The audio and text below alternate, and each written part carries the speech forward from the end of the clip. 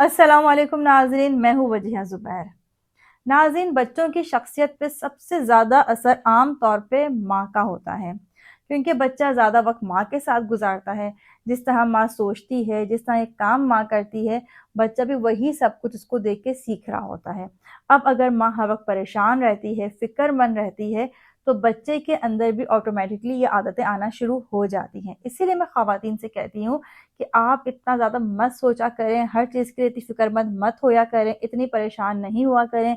अगर आप इतना नेगेटिव सोचेंगी तो तमाम चीज़ें आपके बच्चों में मुंतकिल होंगी। तो उनका जवाब होता है कि अगर हमें नेगेटिव माहौल मिल रहा है, अगर हमारे ससुराल वाले हमारे साथ सही से पेश नहीं आ रहे हैं, तो हम अपना मूड कैसे अच्छा कर सकते हैं, हम खुश कैसे रह सकते हैं।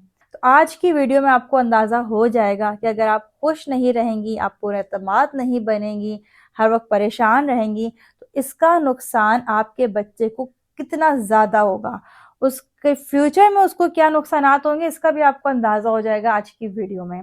लेकिन इन नुकसानात को बताने से पहले मैं आपसे एक सवाल पूछूंगी कि अगर आपका बच्चा भी आपकी तरह सोचना शुरू कर दे, तो क्या आपको लगता है कि वो एक पुरएतमाद बच्चा होगा?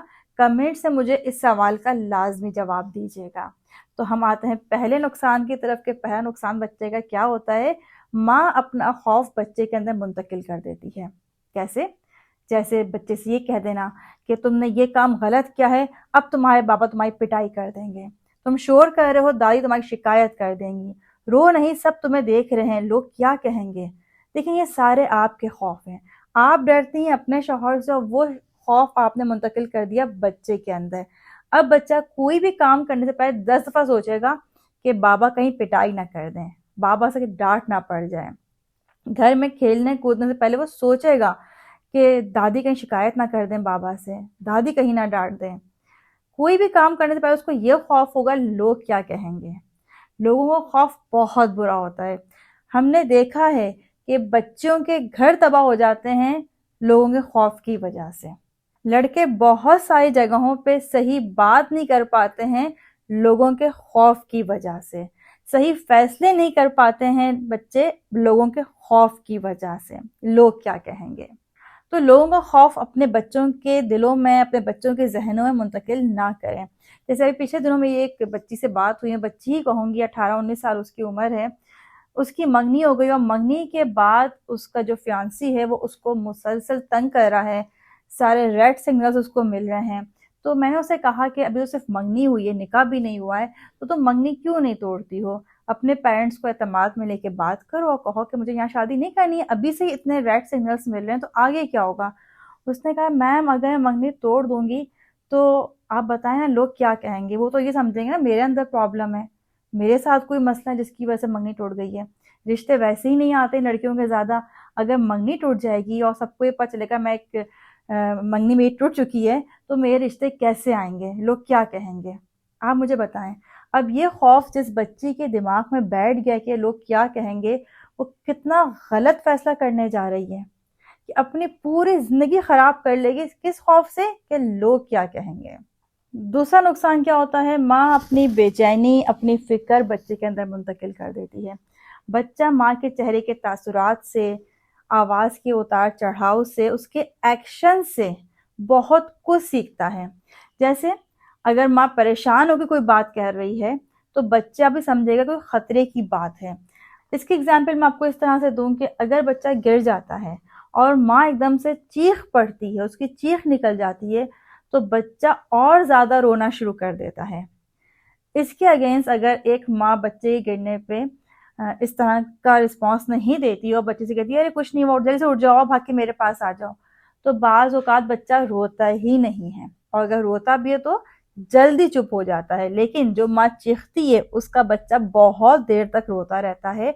और इसका नुकसान क्या होता है कि बच्चा हर बात पे इसी तरह से रिएक्ट करना सीखता है, हर बात पे बहुत ज़्यादा फिक्रमंद होना सीखता है। वो बातें जिनको नज़रअंदाज कर सकते हैं वो उनको नज़रअंदाज नहीं कर पाता है। फिक्रमंद और परेशान माएँ तीसरा नुकसान क्या पहुंचाती हैं, बच्चे का हर मसला खुद हल करना शुरू कर देती हैं, जिसकी वजह से बच्चे के अंदर एतमाद की कमी बहुत तेज़ी से पैदा होती है। जैसे बच्चे से कोई काम नहीं हो रहा है तो उसको ये कह देना, अरे हटो तुमसे नहीं होगा मैं कर देती हूँ। تم سے یہ کام نہیں ہوگا، احتیاط سے کرو، تمہیں چوٹ لگ جائے گی، تم غلط کر دو گے، سارا خراب ہو جائے گا۔ اب یہ جملے بچے کے دماغ میں بیٹھ جاتے ہیں، اس کو یہ لگتا ہے، اس کو یہ میسج ملتا ہے کہ وہ کوئی کام صحیح سے کر ہی نہیں سکتا ہے۔ وہ ابھی ماں کا محتاج ہوتا ہے ہر چیز میں، بعد میں آہستہ آہستہ وہ دوسروں پر ڈیپینڈ کرنا شروع کر دیتا ہے۔ بعض اوقات تو میں دیکھتی ہوں کہ مائیں بچوں کا ہوم ورک کر رہی ہوتی ہیں کہ اتنا سارا ہوم ورک مل گیا میرے بچے کو، وہ کیسے کرے گا، میں کر دیتی ہوں۔ ایک کلاس میں 20 بچے اور بھی ہیں، وہ بھی اپنا ہوم ورک خود کر رہے ہیں، جب وہ کر سکتے ہیں تو آپ کا بچہ کیوں نہیں کر سکتا ہے؟ لیکن آپ نے اپنے بچے کے دماغ میں کیا بٹھا دیا ہے کہ تم سے نہیں ہوگا۔ اگر بچے کے دماغ میں بات بیٹھ گئی ہے تو آپ یقین کریں کہ بہت آسان کام کرنے سے یہ بچہ ہچکچائے گا، وہ نہیں کر سکے گا۔ چوتھا نقصان کیا ہوتا ہے؟ ایسے بچے ترقی کے مواقع گنوانے لگتے ہیں، یعنی کہ نئے لوگوں سے ملنے سے گھبراتے ہیں۔ بعض اوقات یہ عادت بڑے ہونے پہ بھی ان کے اندر سے نہیں جاتی۔ اب آپ سوچیں کہ بچہ آپ کا بڑا ہو گیا ہے، اب وہ لوگوں سے ملنے سے گھبرا رہا ہے، جہاں زیادہ لوگ بیٹھے ہوتے ہیں اسے پسینے آنا شروع ہو جاتے ہیں، وہ اپنی بات نہیں مکمل کر پاتا ہے۔ تو کیا آپ کو لگتا ہے کہ ایسا بچہ ترقی کر سکتا ہے آگے جا کے؟